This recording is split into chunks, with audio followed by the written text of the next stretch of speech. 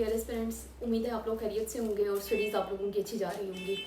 अच्छा, पिछले लेक्चर में हम लोग जो है वो दो चीज़ों के ऊपर बात कर रहे थे। एक हमने जिक्र किया था फेमिनिस्ट अप्रोच के बारे में। उसमें हमने कुछ चीज़ें जो है फेमिनिस्ट अप्रोच से रिलेटेड डिस्कस की थी कि कौन कौन सी चीज़ें हैं, कौन कौन से फैक्टर्स हैं जो कि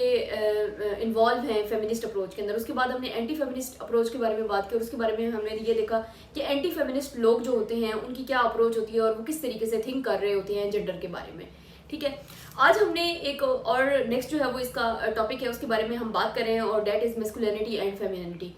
इसमें हम ये चीज़ देखेंगे कि कौन से लोग जो हैं वो क्या कहते हैं, किस तरीके से सोसाइटी जो है वो मुख्तलिफ किस्म के टायरेट्स को जो है वो लेकर चलती है और किस तरीके से हम इसके मुख्तलिफ इशूज़ के ऊपर बात करते हैं। ठीक है,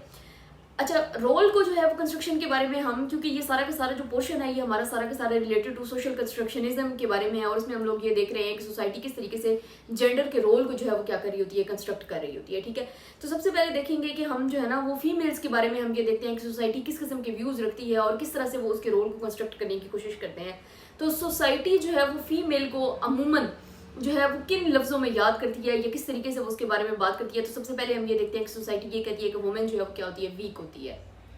अब वीक की जब हम बात करते हैं तो इस वीक में मुख्तलिफ किस्म की चीज़ें आ जाती हैं। सबसे पहले तो हम ये देखते हैं कि औरत को जो है वो क्या किया जाता है, जिस्मानी तौर पर उसको कमज़ोर तस्वुर किया जाता है। ठीक है, हम ये देखते हैं कि वो मर्द की निस्बत जो है वो क्या होती है, कमज़ोर होती है। उस तरीके से वो चीज़ों को इफेक्टिवली उनमें पार्टिसिपेट नहीं कर सकती है, जैसे मेहनत मुशक्क़त वाले काम होते हैं वो नहीं कर सकती है। तो इस वजह से ये कंसीडर किया जाता है कि औरत जो है वो क्या है, वीक है। इसके अलावा औरत को जो है वो क्या कंसीडर किया जाता है कि ये बहुत ज़्यादा इमोशनल है। अब हम लास्ट लेक्चर में जब हम बात कर रहे थे डिसीजन पावर के ऊपर, जब हम बात कर रहे थे तो उसमें हम ये चीज़ देख रहे थे कि औरत को डिसीजन पावर से दूर रखा जाता है। घर के जितने भी फैसले होते हैं, स्पेशली फाइनेंशियली डिसीजंस के अंदर जो है वो औरत को पार्टिसिपेशन की इजाज़त नहीं दी जाती है। और उसकी एक रीज़न ये होती है कि औरत को क्या कंसिडर किया जाता है कि वो क्या है, बहुत ज़्यादा इमोशनल है और वो जितने भी फैसले हैं वो उसमें वो क्या करती है, अपनी अकल का इस्तेमाल जो है वो कम करती है और इमोशंस का इस्तेमाल जो है वो क्या करती है, ज़्यादा करती है। ठीक है, तो वो क्या होती है, मुख्तलिफ किस्म का जब फैसला करने का वक्त आता है तो वो क्या हो जाती है, बाज़ वो बहुत ज़्यादा अग्रेसिवनेस दिखाना शुरू कर देती है। अब ये तो एक जनरल फैक्ट है कि जब इंसान अग्रेसिव होगा या वो गुस्से में होगा तो उसको क्या किया जाता है, फैसले से बाज रखा जाता है और उसको फैसला करने से मना करार दिया गया। इवन हमारे इस्लाम के अंदर भी ये चीज़ है, लेकिन एक स्पेसिफिकली टैग लगा दिया गया है औरत के ऊपर कि औरत क्या है, बहुत ज़्यादा इमोशनल है। तो क्या हम इसको अगर दूसरे पॉइंट ऑफ व्यू से देखें तो क्या मर्द जो है वो इमोशनल नहीं होता? ऐसा नहीं है, मर्द भी जो है वो क्या होता है, इक्वली इमोशनल होता है और उसके अंदर भी वो सारे के सारे इमोशंस जो है वो मौजूद होते हैं। वो बल्कि ज़्यादा कंसीडर किया जाता है कि वो औरत की निस्बत जो है वो क्या है, बहुत ज़्यादा अग्रेसिव है। जबकि औरत को अमूमन जो है वो क्या कंसीडर किया जाता है कि औरत जो है वो क्या होती है, बहुत ज़्यादा सॉफ्ट होती है, वो हम्बल होती है,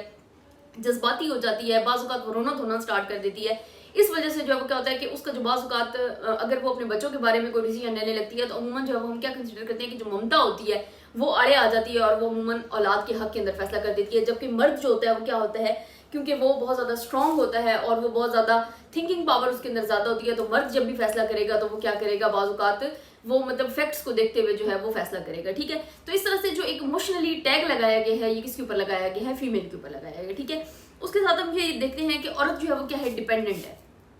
अब उसकी डिपेंडेंसी मुख्तलिफ हवालों से है। मसलन हमने उसको डिपेंडेंट कर दिया, वो बाजार अकेले नहीं जा सकती है। क्यों नहीं जा सकती है, वो डिपेंडेंट है, अपने मर्द के ऊपर डिपेंडेंट है, अपने बेटे के ऊपर डिपेंडेंट हो सकती है, अपने भाई के ऊपर डिपेंडेंट हो सकती है, अपने शौहर के ऊपर जो है वो क्या कहते हैं, डिपेंडेंट हो सकती है, अपने वालिद के ऊपर डिपेंडेंट हो सकती है। ठीक है, तो इन तमाम रिश्तों के अंदर जो है वो क्या है, उसको एक डिपेंडेंसी के एक फैक्टर के अंदर उसको इन्वॉल्व कर दिया गया कि वो क्या कर सकती है, क्योंकि वो सोसाइटी में बाहर मूव ही नहीं कर सकती है, लिहाजा जो है वो क्या है, डिपेंडेंट है। इस वजह से उसको जो है ना वो क्या कहते हैं, वो सारे के सारे रोल उसको असाइन किए जाते हैं जो कि घर की चार दीवारी के अंदर हों। इस तरह से मुख्तलिफ और हवालों से डिपेंडेंसी, हम उसको फाइनेंशियल डिपेंडेंसी के अंदर भी ले सकते हैं। औरत क्योंकि फाइनेंशियली इंडिपेंडेंट नहीं होती है, वो अपना कमा नहीं सकती है, लिहाजा उसको खर्चों से भी बाज रखा जाता है। ठीक है, अब अगेन हम वो फाइनेंशियल डिसीजंस की जब हम बात कर रहे हैं तो उसमें हम ये चीज़ कह रहे हैं कि जब औरत ने खुद कमाना नहीं है, ठीक है, तो फिर उसको खर्च करने की भी जो है उसको पावर नहीं दी जाती है। अमूमन क्या किया जाता है कि जब वो घर से बाहर निकलेगी खर्च करने के लिए तो उसको स्पेसिफिक अमाउंट उसके हाथ में पकड़ा दी जाती है कि इस पैसों के अंदर जो है या इन चीज़ों के अंदर जो है क्या करना है, तुमने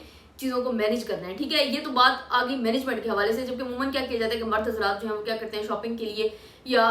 मुख्तलिफ अगर कोई खरीदारी करनी होती है या कोई और फाइनेंशियल डिसीजन होता है, मसलन अगर बिलफर्ज इवन अपने बच्चों को अगर स्कूल में दाखिल करवाना है तो औरत ये डिसाइड नहीं करेगी कि बच्चा किस स्कूल में जाएगा, बल्कि फीस के अकॉर्डिंगली, उसके स्टैंडर्ड के अकॉर्डिंगली मर्द डिसाइड करेगा कि मेरे बेटे ने या मेरी बेटी ने किस स्कूल के अंदर जाना है और उसने कहाँ पर जाकर अपनी तालीम हासिल करनी है। ठीक है, तो ये मुख्तलिफ डिसीजंस के अंदर हम मतलब चीज़ों को देख रहे हैं, ये सिर्फ एक पैराई के अंदर नहीं देख रहे हैं। डिसीजंस तो मुख्तलिफ किस्म के हो सकते हैं क्योंकि हम इसी सोसाइटी के अंदर रहते हैं। सोसाइटी के अंदर हमारे इश्यूज जो है वो क्या होते हैं, डेली बेसिस पे चेंज होते रहते हैं और डेली बेसिस पे हमें नई नई चीजों का सामना करना पड़ता है। ठीक है,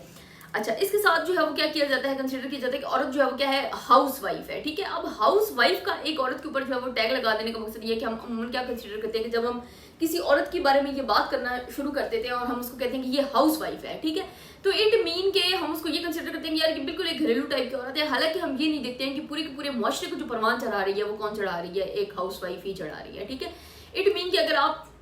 मर्द जो है वो क्या करते हैं, बाहर अगर वो ड्यूटी करते हैं और वो ड्यूटी से घर वापस आता है और उसको आगे से खाना पका हुआ नहीं मिलता है तो वो क्या हो जाएगा, मतलब वो परेशान हो जाएगा, डेफिनेटली उसको फिर दोबारा बाजार में जाना पड़ेगा या वो बाहर के खाने उसको खाने पड़ेंगे या फिर उसको वो खाना खुद बनाना पड़ेगा।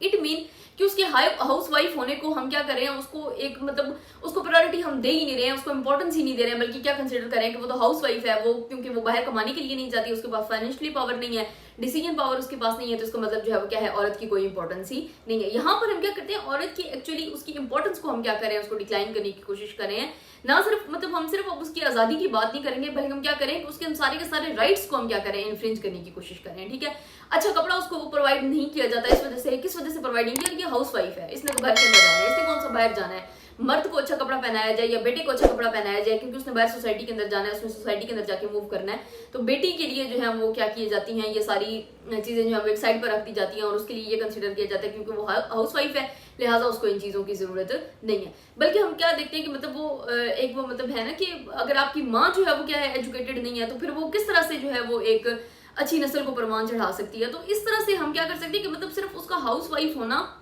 उसके लिए कोई दाना नहीं है, या मतलब हम ये नहीं कह सकते हैं कि उसके हाउस वाइफ होने का मतलब ये है कि वो सारे के सारे उसका सोसाइटी के अंदर कोई रोल ही नहीं है, बल्कि एक्चुअल रोल अगर सोसाइटी के अंदर कोई औरत प्ले कर रही है तो वो माँ प्ले कर रही है। ठीक है, और वो हाउस वाइफ ही प्ले कर रही है, क्योंकि पूरी का पूरा घर जो है वो क्या होता है कि मतलब हम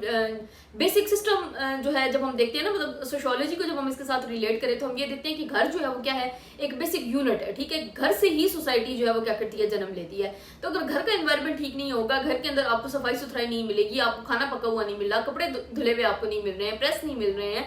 या मतलब आपके बच्चे जो है वो क्या कर रहे हैं, अच्छी तरीके से उनकी नशोनुमा नहीं हो रही है, या उनके ऊपर तवज्जो नहीं दी जा रही है, या माँ जो है वो क्या कर रही है, उनको इग्नोर कर रही है। और अगर घर के अंदर से वो कहते हैं ना कि वजूद जन से है तस्वीर कायनात में रंग, तो अगर आप औरत को ही उसमें से माइनस कर देंगे और आप औरत को मतलब ये कंसीडर करना शुरू कर देंगे इसकी कोई इंपॉर्टेंस ही नहीं है, तो इसका मतलब क्या है कि आप पूरी की पूरी सोसाइटी का जो स्ट्रक्चर है आप क्या कर रहे हैं, उसको तोड़ने की एक कोशिश कर रहे हैं। ठीक है,